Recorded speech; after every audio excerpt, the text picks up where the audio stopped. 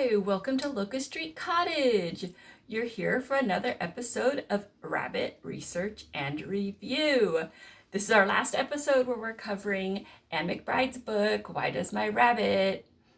So, if you recall our first episode, we covered the history of rabbits, and then episodes 2, 3, 4, and 5, we covered different behaviors, and actually they're in alphabetical order, I don't know if you noticed. So let's get started. We've come to the truly icky part of raising rabbits, and the fact is they eat their own poop. There's a technical name for it called refraction. What has happened is the rabbit has to digest the food twice. So it goes through their upper intestine, it goes through their cecum, and then they poop it back out, and they actually catch it as it comes out of their anus. This is in part due to evolutionarily their need to stay underground. So they come out early in the morning, they eat really fast, and then they go back in their burrow, similar to a cow able to eat and then chew its cud while it's resting. A rabbit has the opportunity to then rest in their burrow and practice the refraction, and then all of the food goes through and is then finally digested after it's gotten the enzymes it needs from the cecum. The waste that comes out the other side that we typically see, those hard little pellet poops, that's after it's gone through all the system twice. In our last episode, we talked about how important the sense of smell is for rabbits because they spend most of their time underground or in the dark because they feed at night many times. And so since smell is so important, they have scent glands. They have scent glands on their chins, and also they urinate to leave their scent. So if you see a rabbit rubbing their chin on you or rubbing their chin on each other, that's because they're scenting each other. We can't smell it. Typically, we can't even see it. Sometimes you'll find a buck that has a lot of this scent gland excretions, and his chin will get a little crusty, but most of the time we can't even notice it. We talked about mama behavior and how they spend only 1% with their babies, 1% of their time with their babies. And most rabbits spend a lot of time resting, up to 60%. And then, of course, they spend time looking for food. Males spend most of their time defending the warren. So they're going around the perimeter, they're marking their territory, they're making sure there's no predators or other rabbits that are come in to take his place. Should a male encounter another male, there are 3 things that the new male that does not live there will do. He'll either leave immediately, he'll realize, oh, I made a mistake. He will bow down in a submissive posture, putting his ears down, put his head close to the ground, not making eye contact, very similar to what we see with dogs.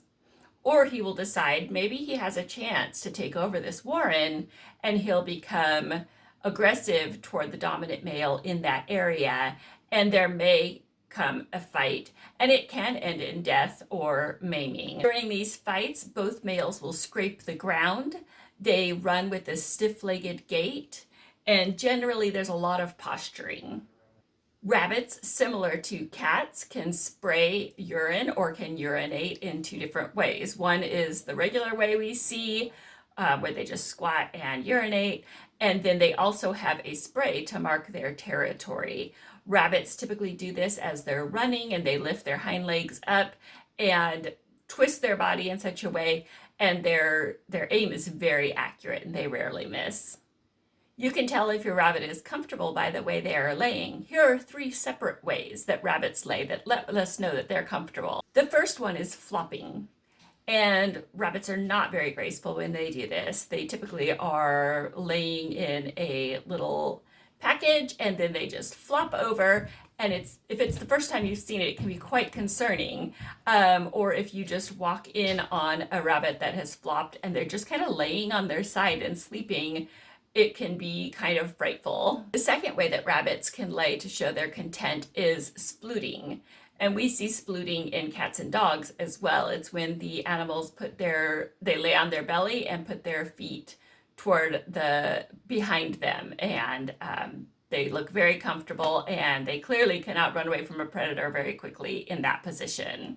Another way that rabbits like to lay is called loafing. And of course, cats do this as well.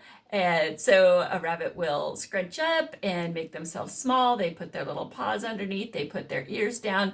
Many times, in my experience with our rabbits, that was an invitation for petting. Rabbits have very strong legs and very sharp teeth. So in an event where they do have to defend themselves, they can do some damage. Typically when they're fighting or trying to get away, they will bite onto the person or the animal, and they will kick with their strong back legs and potentially tear open the skin because their claws are so sharp. Here's the last point for our book review. Anne McBride says in her book that she's been asked if domesticated rabbits or European rabbits can be bred with hares from Northwest United States.